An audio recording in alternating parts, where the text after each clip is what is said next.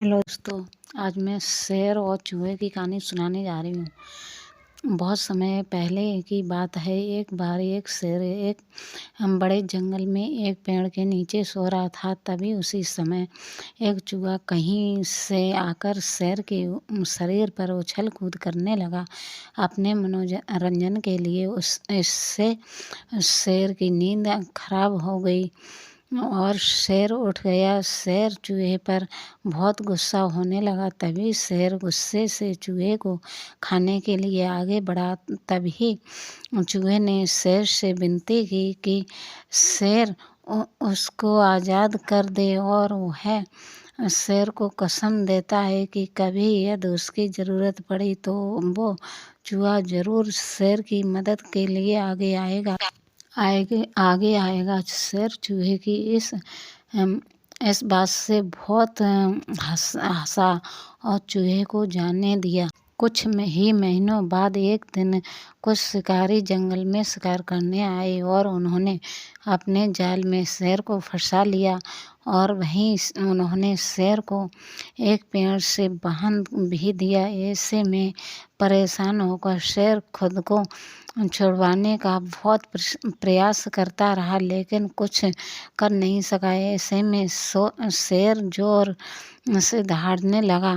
उसकी दहाड़ बहुत दूर तक सुनाई देने लगी। उसी समय वहीं पास के रास्ते से चूहा गुजर रहा था और जब उसने शेर की दहाड़ सुनी तब उसे आभास हुआ कि शेर तकलीफ में है।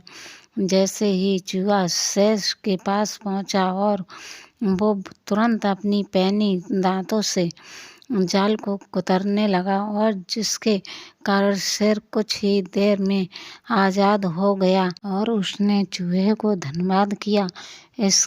उसके बाद में दोनों साथ साथ मिलकर जंगल की ओर चले गए।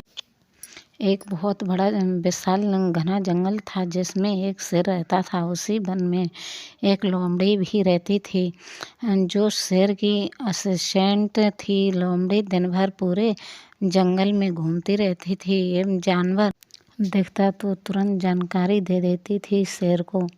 शेर बड़ा ही खूंखार, भयानक और क्रूर था। वह हमेशा आवश्यकता से अधिक जानवरों का शिकार करता था।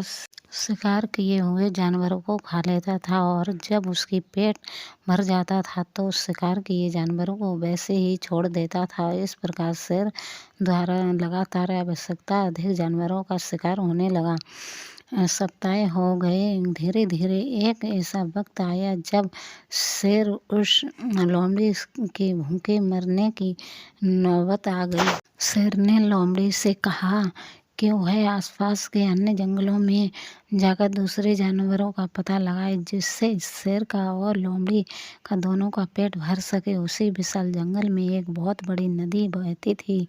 उस नदी के बीच में एक टापू था। उस टापू पर सारे शाकाहारी जानवर जैसे हिरन, खरगोश, बंदर, बकरी, भेड़ जैसे जानवर वर्षों से ही रहते थे। चारों तरह से नदी घिरा हुआ था।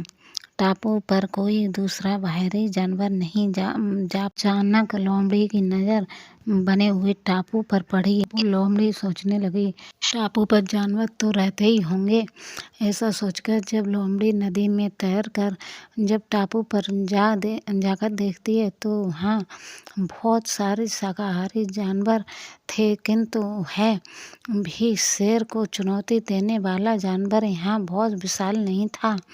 यह सब देखकर लोमड़ी बहुत खुश हुई और जंगल में वापस लौटकर उसने शेर को पूरी बात बताई। लोमड़ी की यह बात सुनकर शेर बहुत प्रसन्न हुआ और उसने लोमड़ी को यह बताने के लिए शाबाशी दी। अगले ही दिन शेर अपनी लोमड़ी के साथ उस नदी में मौजूद टापू पर जानवरों का शिकार करने के लिए पहुंच गया। टापू पर पहुंचते ही शेर ने बहुत सारी जानकारी देखकर उसके मुंह से पानी लार टपकने लगी। बहुत सारे जानवरों को मार डाला और कुछ जानवरों को खाकर बाकी जानवरों को छोड़ दिया करता था। शेर से बुरी तरह डर गए। एक सभा बुलाई। उस सभा के क्रूर शेर से बचने के उपाय चर्चा हो रही थी। सभी ने अपने अपने सुझाव दिए। उसी सभा में एक बूढ़ा बंदर भी था जो अपनी बुद्धिमानी के लिए पूरे टापू पर जाना जाता था। टापू के सारे जानवरों उस पर बंदर से सुझाव मांगा। बूढ़े बंदर ने कहा, इस प्रकार अगर हम डर कर भागते रहे शेर से मुकाबला करना ही पड़ेगा। जंगल के अन्य सभी जानवरों बूढ़े बंदर शेर के समान नहीं तो उसके जितना ताकत है और नहीं नाखून और खूंखार शेर का सामना कैसे करेंगे।